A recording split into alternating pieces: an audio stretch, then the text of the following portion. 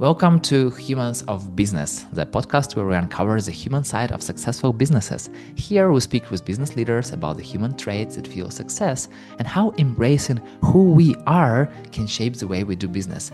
Every business starts with a human, so let's learn from real humans, one story at a time. My name is Yuri. I help people and brands shine through communities and personal connections. And my guest is Jan Keck, a people-loving introvert, facilitation trainer, experience designer, TEDx speaker, and the mind behind ice melters, who turned shyness into a superpower and now helps leaders and teams move from awkward silence to real connection and is on a personal mission to ensure people feel less alone and more seen. And also, Jan once had a coffee with a Colombian president and performed a lip sync battle against his wife at their wedding. So, welcome, Jan. Thanks for bringing up all these fun facts that I usually only keep for two truths and one lie. All of the cheesy icebreakers that I actually also try to avoid, but they are on my website, so you found them, which means you've done your research. It was not that hard. You just clearly stated them. So thank you for doing that. And before we start, I have two questions. So, lip sync battle, who won? I think it was a tie, but I also haven't watched the videos in a really long time. So probably my wife won if I am honest. Oh, okay. I feel like it's a secret of a good marriage. And another question, with a Colombian president, did you drink a Colombian coffee? Of course, it was in Colombia. My wife is Colombian, so that's the connection there. But we were in Pasto, which is near the Ecuadorian border for the Carnival of Blancos y Negros. So they have this big carnival with floats going through the town, and on one of the floats was the then Colombian president. This is already at least 10, 11 years ago. And he knew someone who was at the coffee shop that I was at looking at the parade. And that guy just said, "Hey, just come over for a coffee." And the president said, "Let's stop the parade. I'm getting off." And like the whole parade stopped, and Secret Service showed up. Suddenly cell phones stopped working. And then he came in and he had conversations with everyone, had coffee. It was kind of a surreal experience. It was over really quickly, but it makes a really good fun fact to share.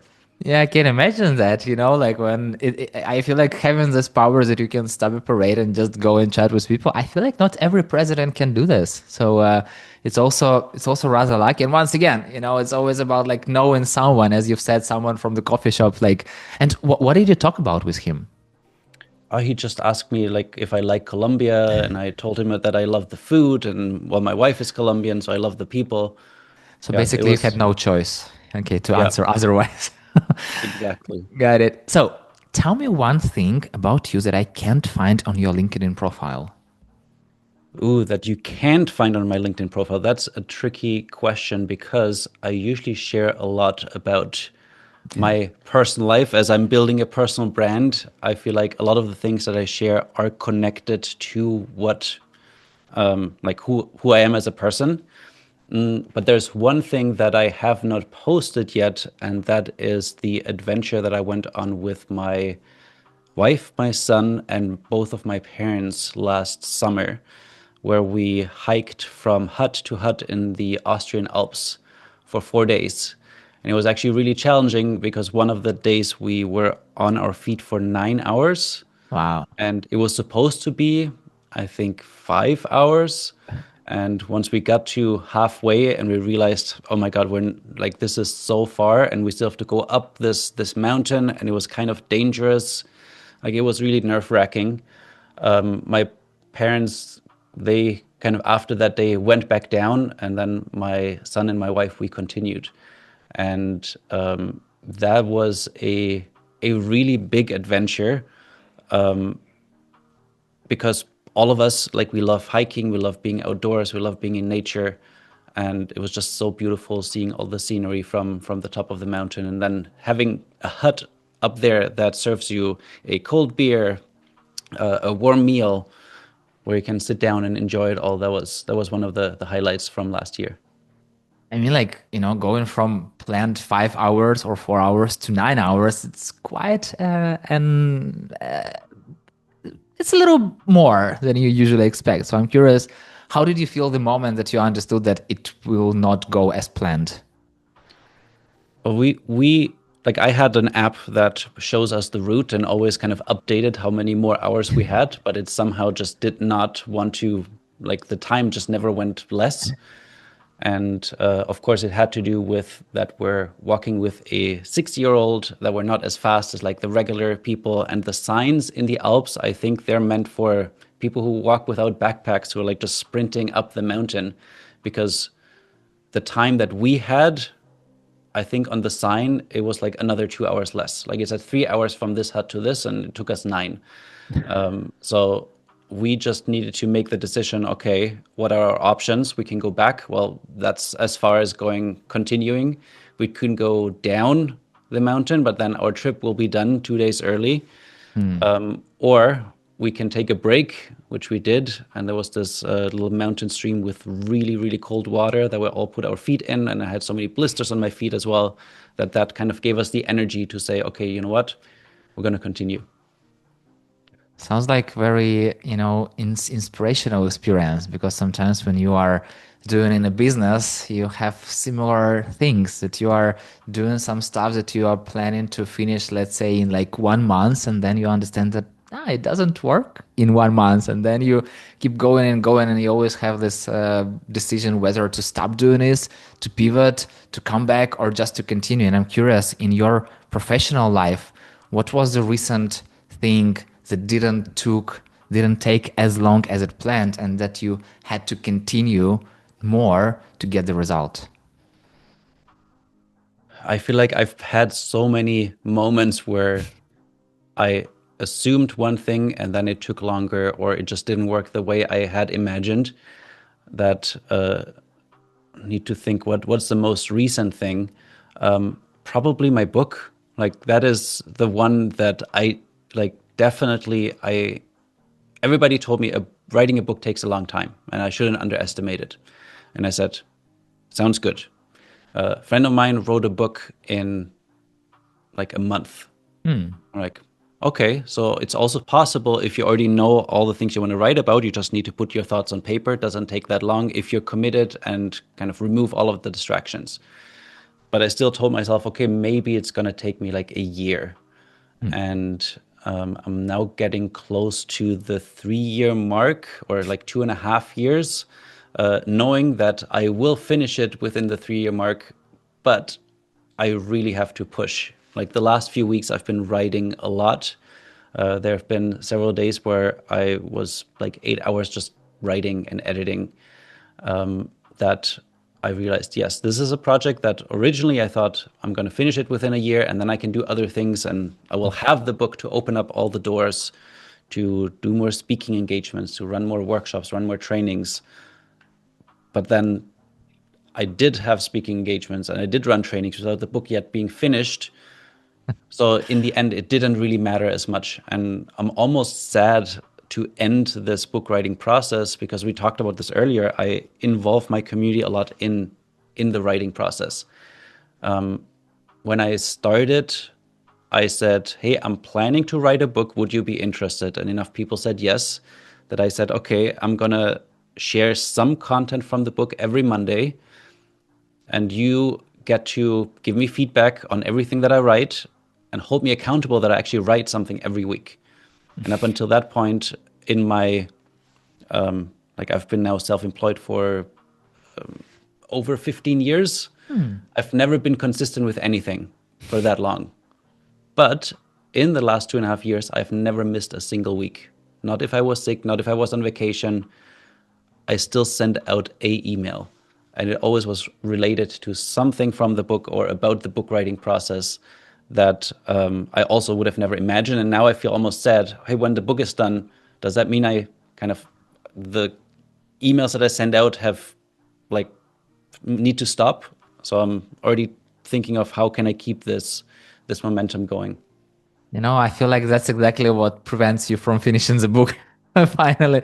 And You don't have to really stop. It sounds like you can still continue. It sounds like from what you are saying that you already built this community of engaged people who are giving you feedback, who you started the conversation with them and you are keeping those conversation. And I feel like I know at least two people who were going through a similar process and they just loved their community so much they published a book and then they continued going to another book and another book and another book. So it's like never ending process. The one thing that I think everybody who's starting to write a book will realize is, even though if you never thought that you would be writing a book, like I never thought of myself as an author. In school, writing essays was my worst nightmare. I always needed to count all my words to see, oh, how many words are missing to get to the minimum requirement. And so writing a book never was something that I thought I would do. But very quickly I realized, oh my God, this is more than one book. I And feel like I I feel like already have the second, like a whole thing. This has all been cut out, and that's basically another book. it doesn't really sound like writing a book. It sounds like talking to people and building the connection, exactly what you are doing. Yeah. And at the same time, it is about facilitating connections. So in a way, I'm practicing also what I'm writing about. Also, coming back to your professional line of like what you are working on. So tell me a little about the business that you are building at the moment. So right now, I would say I'm building a training business because I teach people how to run more effective group experiences. If that is meetings, trainings, workshops, with the focus on how do we make sure that we bring people together, we facilitate connections between participants, and we don't bore them with like hour-long PowerPoint slides and monologues, but really make it interactive where people feel like, okay, I'm willing to take a risk in this session. I'm willing to take a risk because I trust the person leading it. I trust the people who are here with me. And with that comes the opportunity of learning, of creating memories, of transformations. And that's really what kind of the business looks like. Is I run training cohorts for individuals, for people who work within companies that want to become better facilitators. And at the same time, I'm working with organizations to do that as well. But this business has been now 8 years. So there have been different businesses before that. And even with this, the products, the offers have shifted so much and pivoted so many times with big world events like the pandemic and Yeah. kind of personal decisions of where I want to invest my time. What keeps you going for so long? I think knowing your why is really important. Like in your intro, you shared that I started to introduce myself as a recovering shy person, as a people-loving introvert, as a deep connector. I realized that the moments that I felt excluded from groups often happened at the very beginning, where we had to do something silly or just introduce yourself in front of everyone. And I just felt this was too much risk for me at that early stage, that I said, I don't want anybody to feel like that.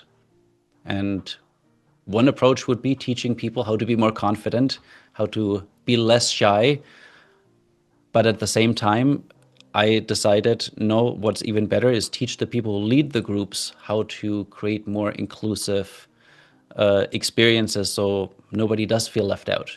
And because that's a really core mission to what I would have wanted when I was younger, that's what really is the motivation to kind of start doing the things I'm doing. But it's not what keeps me going. What keeps me going is the messages, the feedback that I get about the impact that I'm creating. So I have this practice that I started probably also over 10 years ago, where every time I get an email or a comment on social media or a message that shares some appreciation or feedback, positive feedback about something an impact that I had on them, I screenshot it, it goes into a folder on my desktop. And that's literally where I go if I'm like, I'm not sure why I'm doing this. Is this even still worth it? I look through those messages, and there's some messages that I would say have the biggest weight, and it's when I teach someone who leads a group something and they try it out and then they get an amazing testimonial or feedback from their participant. It's like the second degree impact. I feel like that's really what keeps me going, is creating more opportunities for that snowball effect to happen, where I'm impacting one person that impacts 100, and maybe those 100 people also impact 100 people, and then the reach is far greater than what I could do by myself. It's interesting that you shared this, because it's very similar to what I hear a lot from the community world. Because if we are talking about community, it's different from sales and marketing. Because, for example, in sales, you can track money, you can see how much money you made, and then you understand your result. In marketing, you can still get like the feedback from campaigns, etc., how many traffic and stuff. So you still can count this. In community, it's a little harder to count like human relationships, human connection, like this brand thing. It's still possible, of course, and it's still harder. And I had many conversations with community builders, and almost every of them have something that you've shared. So if someone told them something good, they screenshotted it and put it in some folder. I have this folder myself, so I totally get what you're talking about. And I'm curious, do you ask for feedback? When I run trainings, there always is a feedback form or some way to kind of share feedback so I can also improve.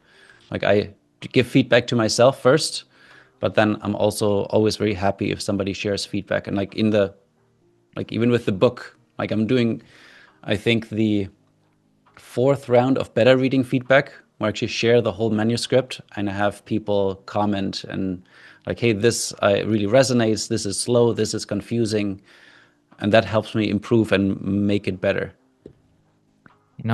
What I learned myself, that when you ask people for feedback, they usually say nice things, because nobody wants to be a dork. They will, no, you're good, you're nice, you're doing good things.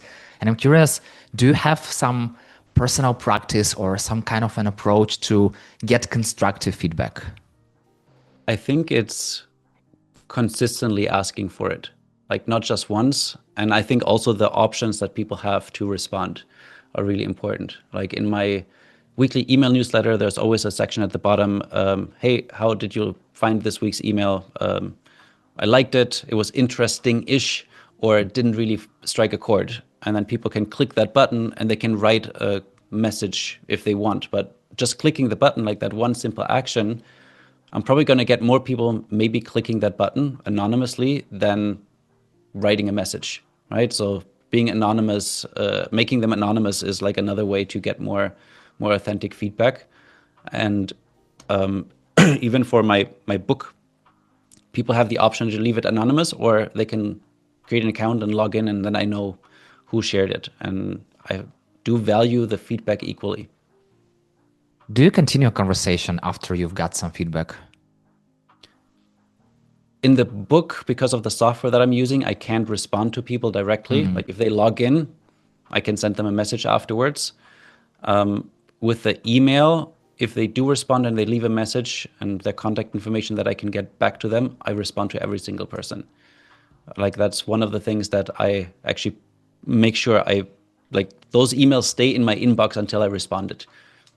You know why I'm asking? Because sometimes when someone gives you a feedback, they already invest in time. Because once again, it's so much easier to say some bad things than saying good things.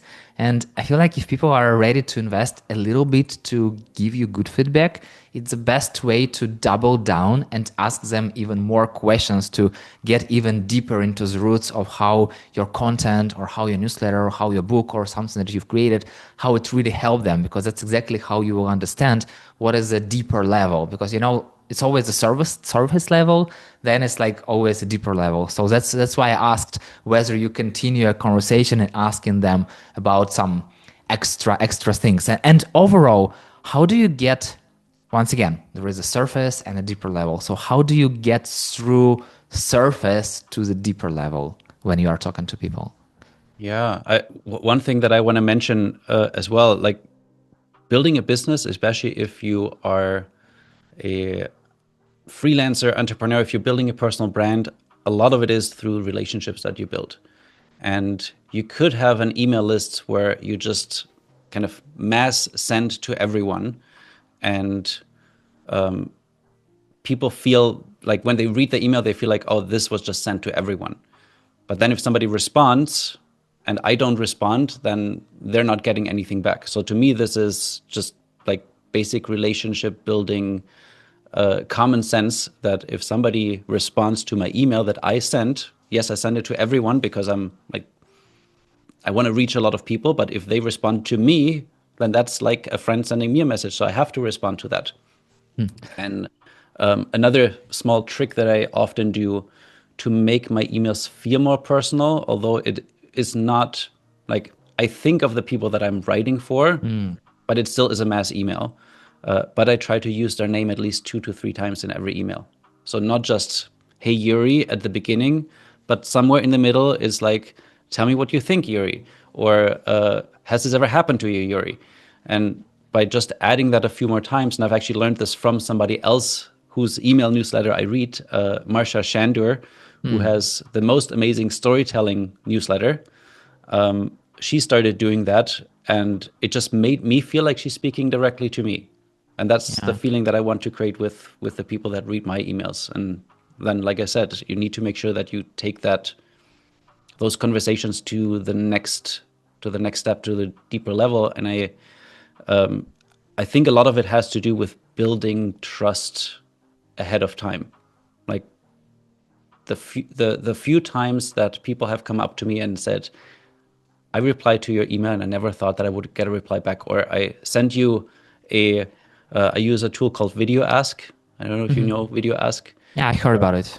It's run by Typeform, so it's kind of like an online form you can create, but it's me in a video asking a question, and then people can respond with a video back, an audio message, or just text. And that's like my basic contact form on my website, and also how I collect feedback often, because once somebody responds, I can send them a video reply back. And a video reply is worth so much more than just a text reply, right? So I think immediately people realize, oh, this person cares. When in fact, it sometimes is faster for me to send a video reply than to craft a message. Yeah. And it also takes so much more courage to give a video answer, because when you write in a text message, you can change it as many times as you want before you hit in the send button. And when you're like recording a video, yeah, of course, you can record it like 5 times. I don't know how many times. And still you kind of like be very quick and speak from your heart, not from the script. So I feel like it's also a huge difference. And I'm curious, how do you feel when you record a video compared to sending a text message? Like that person also stays in my mind longer, right? I need to say their name. I need to remember what they said. I'm actually sharing often more insights than writing just an email reply. But it's like, to me, there's always this invitation. Hey, if you send me a text, I reply with a video. I've just invited you to maybe respond with a video, because once they get that, they have again the choice: video, text, or audio. And very often people then have the courage to also send me a video back, and they even share that in their video message. Like when I saw your video, I knew that I needed to respond with a video. And I think in the world that we're living in, this is the best way to connect with people, unless we're doing something like we're doing right now, where you connect in real time, or even better if you're in the same room together. But asynchronous video chat, I think, is a really quick way to also really get to know someone, because you see what's their background, you see their personality shine through, their voice, right? There's a lot more things that we can pick up and then feel stronger connected to the other person. I feel like it's right levels to connection. So the lowest level is when you just follow someone and you just read what they're posting, that you're watching their videos. Like the next level when you are sending a connection request. The third level when you are starting exchange on text. Oh, okay, maybe even adding some comments. Maybe it's like the second level. Then connection requests, then exchanging messages, then maybe even video messages, then like Zoom chat or like any chat, whatever you choose. And then like it's like meeting in real life. And it's so fun that with all this pandemics and stuff, people kind of turned into more online world. And then I still see that now it will never beat in human, like in person, human connections, human relationships, because like that's a biology, you know. We just see each other, we just hear, smell each other, because that's once again how it works. And also, you know, to your point that I really like the moment of using people names different times in a newsletter, and still, even though that you are sending like kind of one to many newsletter, everyone receives it to their inbox, so it's still one-on-one experience, and they still can reply, so it's still this intimate one-on-one conversation. And for example, yes, you kind of can send different messages to like hundreds of people, which is kind of like sometimes makes sense. Maybe if you're a salesperson and you're selling, I don't know, like Rolls Royces or whatever, and you have to like send like personal, once again, they're using a lot of automations. And then it's still, you are kind of starting a conversation and you are there for every person to answer. And as you said, the people didn't expect for you to respond. And I think that's exactly where you start building this human connection, you know, because before that they are following you, they're reading, they're liking what you're sharing. And then there's like this wow effect that, oh my God, Jan is answering to me. Is it even possible? I feel like that's very much shifts the needle. And I'm curious, you've talked about building trust first. So when you meet someone, let's imagine not like in person or via Zoom chat, somewhere online, how do you build trust with them? You mean like somebody that I don't know, Yeah, and I'm you've just just reaching met out to them, someone. Yeah, or you don't or know like them. You started a conversation. Maybe even you understand that you are moving in the right direction, and then once again, you have to kind of continue the conversation. Maybe to share some value for them. Maybe not. So I'm curious, like, what is your way of building a relationship with someone? I think the biggest factor when it comes to building trust or building relationships, it's time Yeah. and vulnerability. Like those two things. I did create this deck of cards called Ask Deep Questions in the beginning of this business, where I thought I'm just going to be creating card decks as a business. And in the box, there's a hidden message if you take out all of the cards that says relationships travel at the speed of vulnerability. So the quicker we can be vulnerable with someone, the quicker we'll connect on a deeper level and kind of go below the surface, like not just shallow small talk conversations, but actually real conversations. So I think the best way is by asking questions. And with that in mind, there is one really important research that I often quote. I don't know if you've ever heard of the 36 questions to fall in love, the New York Times Yeah. article, Yeah. which actually is based on research that is not about romantic relationships, but peers. Yeah, making And friends. yeah, it's like the Arthur Aaron who did this study. He says it's about creating closeness among peers. And in this research, he says, yes, we need to have these, he calls it personalistic self-disclosure conversations, where we share something about ourselves that we might not usually share with someone. But it has to also have three other components. Number one, it needs to be reciprocal. So it's not just me asking you deep questions and you answering, but both of us asking each other questions, and we're both sharing stories and memories. The second thing is it needs to be sustained. So it can't just be one conversation. So it needs to happen more than once. So if I want to really build a deeper relationship with someone, I need to make sure it's not just a one-time chat. Like we find some way to, on an ongoing basis, connect with each other. One of my favorite ways to do this with friends that are also authors or business owners is to do mastermind groups, where we connect with like every month, every couple of weeks, and we share, hey, here are my challenges this month. What is your advice? Or here's the things that have worked really well for me. Maybe there's something for you to learn in there. Like those are really valuable. I've been also part of mastermind groups like that for the last 10 years. And I would say that's a huge part in not only my business growing, but also my personal relationships with those people in it growing and expanding. The last thing from the study is it needs to be escalating. And to me, that is the whole thing that I'm writing my book about, which is called Ice Melters, because we can create or facilitate relationships without cheesy icebreakers, but it follows the structure of building a campfire. And a campfire, if anybody has ever built a campfire, if you imagine you have this Yeah. big log that you want to catch fire, because I want to build a big campfire, you have this big log, you just hold a lighter or a match underneath it, and nothing will happen. Right? It's way too big. We need to start with something easy, the tinder, the paper, then add our little sticks, our kindling on top, and we kind of layer it up. So it's the Yeah. same thing when you want to connect with someone. You can't just jump in with like, "Hey, how do you want to be remembered when you die?" Like, great question, but if that's the first question you ask, it's not going to work. So we need to kind of start slowly and then kind of layer by layer, peel back the onion to really get to know each other.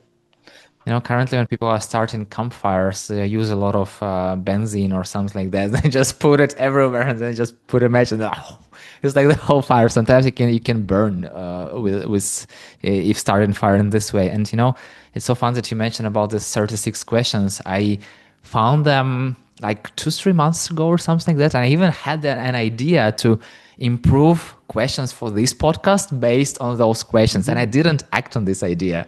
But now you reminded me to really think more about those questions, to go through them once again, and maybe even add some of them to have in this conversation. Because once again, sometimes you have to be vulnerable. Not sometimes.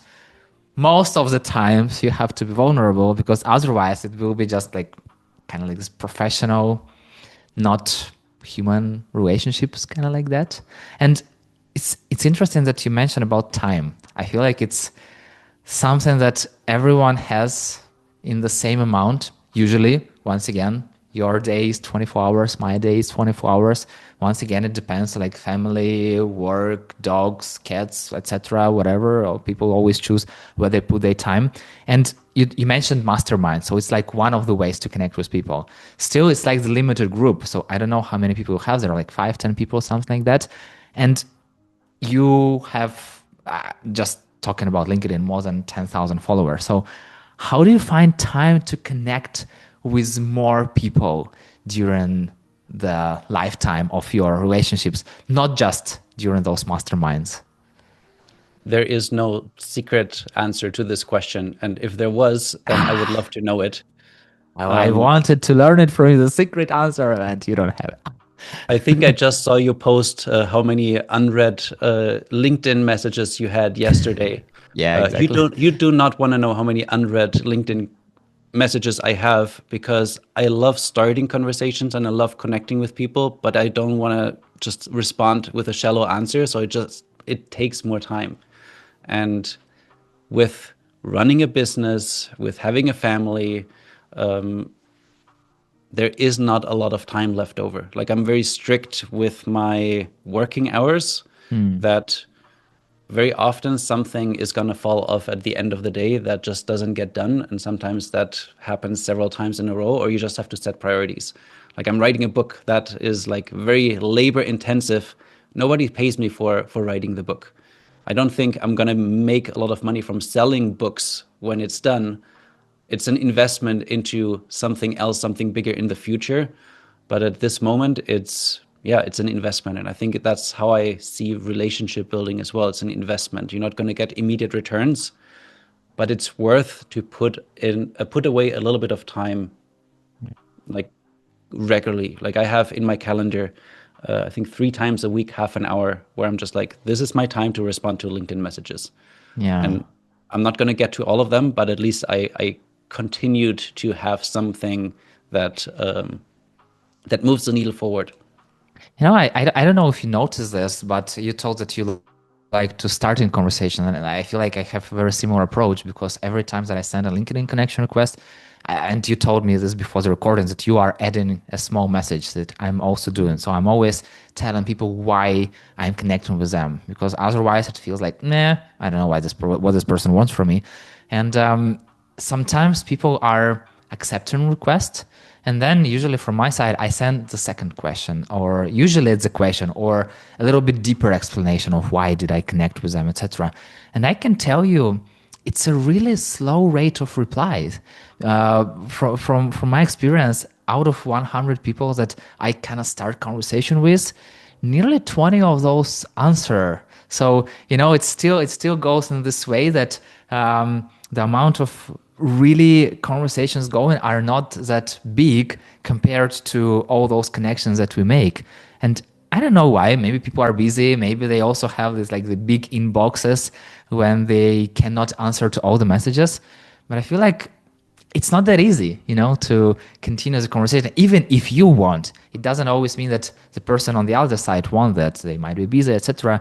And also, to a point that I feel like even just answering a few messages per day, per week, per month is better than answering zero. So, yeah, and I really like your approach that, it's not just a random answer like, oh, okay, here is my book, go sign up and see you on the newsletter, but even kind of like building these relationships and, just spending some time. Once again, as you've said, you need to invest time into building those human relationships. And, I'm curious, what makes you genuinely happy? What makes me genuinely happy? Inbox zero. If I responded to all the messages and my inbox says, you're done for the day, which, does not happen very often. In my email inbox, it does happen because I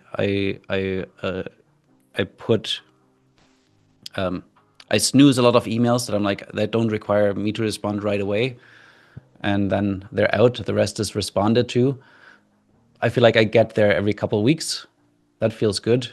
I would not say that makes me ultimately happy, but that just came to mind based on the conversation we just had. I think going back to the story that I shared in the beginning, being out in nature, like I love technology a lot and I use it a lot. And like my previous business was a video production company and like everything was digital. Like we did not produce a single physical thing until I created my cards, which is something I can touch, I can look at, I can play with, and it doesn't require any technology. And I can be out in nature. I can be, and this is maybe kind of the happy place that I'm thinking of right now, sitting in a national park in Canada with a canoe at sunrise or at sunset around a campfire, having these types of conversations. That's what I would like to create more time for, and what I would say makes me really happy. You didn't need to work for a living. What would you do? I think I would still do this, like very similar things, just less hours of the day. And like if I'm thinking of even like these days right now, it's not like my son is in school all day. It's not like I could spend all day playing with my son. So that's not even an option. So I feel like I would probably do very similar things. Still would like to share my message. Still would probably write a book. Would like to travel more, but that always is with the sacrifice of, is my family coming with me or not? So I don't know if there's going to be that much difference. I worry a lot less. I feel like it's the best work-life balance when you are doing exactly what you would love to do, even if you didn't need to work for a living. And I feel like you're already in a happy place. And I really wish to have the sky as a limit to this conversation, but time is the limit. So the final question, what is one thing that you're really good at that no one knows that you are really good at? That no one knows. That's like, what's something you're really good at, but you keep a secret? Why would you keep it a secret if you're really good at something? I think seeing something that not everyone knows. Let's put it this way. Some people know.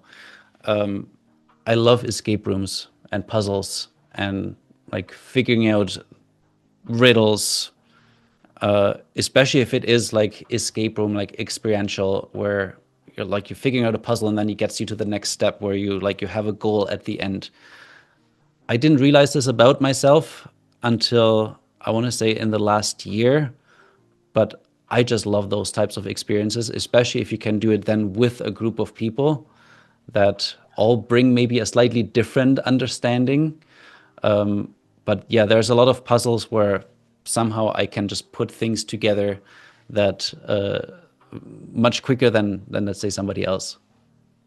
And I feel like it's also one of the way of building those human connections, because when you are overcoming challenges with someone in limited time, you're also bonding better together. And Yeah. last but not least, name 2 people I should have this podcast conversation with. Actually, there was one person that I was thinking of when we were chatting in the beginning.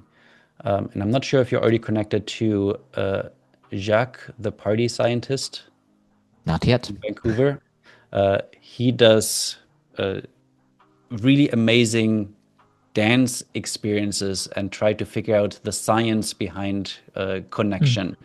Okay. He sometimes goes into public spaces with just his boombox and makes people connect through dancing. He's a really fun guy. I think you would really hit it off. Who else? I'm gonna share someone that maybe. Hold on, I have the book here. Maybe you've heard of. Do you know this book, Belong, Not yet. by Radha Wow. Agrawal? Okay, Somehow no. it's also connected to dancing. Radha Agrawal started the Daybreaker, the early morning dance party movement. She wrote this book about finding your people, create community, and live a more connected life. I've had this on my desk because I love how it looks like, and I'm like looking at inspiration for my book. But this, I think, was the first book when I read it that gave you like a blueprint to the 2 steps. Step 1 is you need to learn about yourself and get clear on what you value and kind of what needs you have. And step 2 is going out and finding people that are like you. And yeah, that really changed a bit of how I approach also relationship building. I feel like you've just added not one more person to talk to, but also one more book to my to read list. So thank you very much for that. And what is the best way to connect with you? So the place that I'm hanging out the most is LinkedIn, where we both connected. So if somebody wants to find me and send me a note with your message that you've listened to this podcast, would love to connect with you. Or if you go to icemeltersbook.com, that number 1 gets you to where you can sign up for my email newsletter and find out about my book. But it also links to my personal website, so you find everything else that I'm offering on there as well. Got it. Got it. Jan, thank you so much for this conversation. As I've said before the recording, I feel like we have so many things in common, and I feel like we are moving in a very similar direction about human connections and making this world hopefully just a little better by making people feel less alone and also more connected, more happy, and just live a better life. So first of all, from my heart, thank you so much for what you are doing, because I truly believe that it's super, super important work. And thank you very much for connecting humans. And I had a lot of fun during this conversation. So thank you very much for sharing your experiences and your deep thoughts, some of the deep thoughts. And I can't wait to read your book too. So I'm really, really looking forward to hearing from you when it's ready. So just definitely have me on your list and I will be there for you. And yeah, thank you so much for this conversation. Thank you, Yuri, for the great questions. And maybe I'm planning a little global book tour. Maybe I'll come to Warsaw and we'll organize an event together. Let's do it. I'll be happy for. And yeah, see you in the business world. And thank you so much for listening. If you have any questions about how the community can help you reach and overcome your business goals faster, let's connect on LinkedIn and talk about it. That's it. We're done. See you in the next episode.